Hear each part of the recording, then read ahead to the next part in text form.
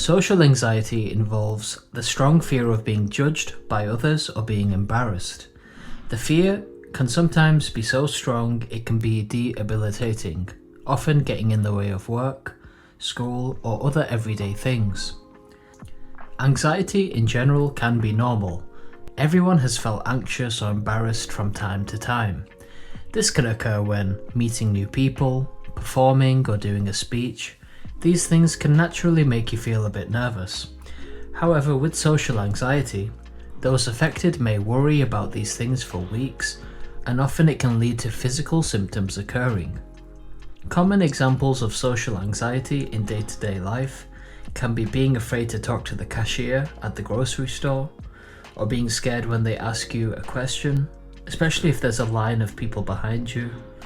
Another example can be being afraid to eat or drink in front of other people, or being afraid to talk in front of a group of people in a meeting. The cause of social anxiety is not fully known. Researchers have found parts of the brain are involved in fear and anxiety. The amygdala, which is a structure in the brain, plays a role in the fear response. It may be overactive in those with social anxiety. It's also been suggested that your environment growing up plays a role. For example, if you had parents or adults around you who may have judged you or made fun out of you, the fear may have developed from here, making you feel more anxious when you're out in public, out of fear of embarrassment. So the signs and symptoms of social anxiety, it can be having a hard time making and keeping friends, blushing, sweating or trembling when talking to people, feeling sick when around other people, feeling self-conscious, embarrassed in front of other people, worrying for weeks when you have an event coming up, having a hard time talking to people and not being sure what to say next, and being scared to walk in a room full of people. Social anxiety is said to affect 1 in 3 people. It can affect men and women equally. It can also be accompanied with other anxiety disorders or depression.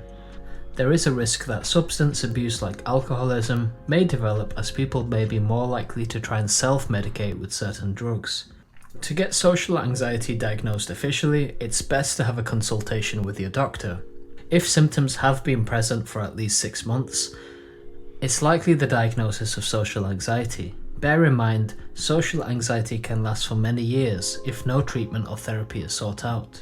Your doctor will do an exam to make sure it's not another issue that could be causing your symptoms, but they may also refer you to a mental health specialist. In order to treat social anxiety, there are a few different treatment options. Psychotherapy is the first choice, so there is a type of therapy called cognitive behavior therapy, which can be quite useful. It can help to teach you different ways of thinking and behaving, and looks at how you react in certain situations. It can also help to practice your social skills and make you feel less anxious and fearful. Sometimes you may be prescribed medicine if you have severe symptoms. Antidepressants, such as monoamine oxidase inhibitors, can be effective in treating social anxiety. However, they may cause some side effects such as dry mouth, headaches, insomnia, or digestion issues.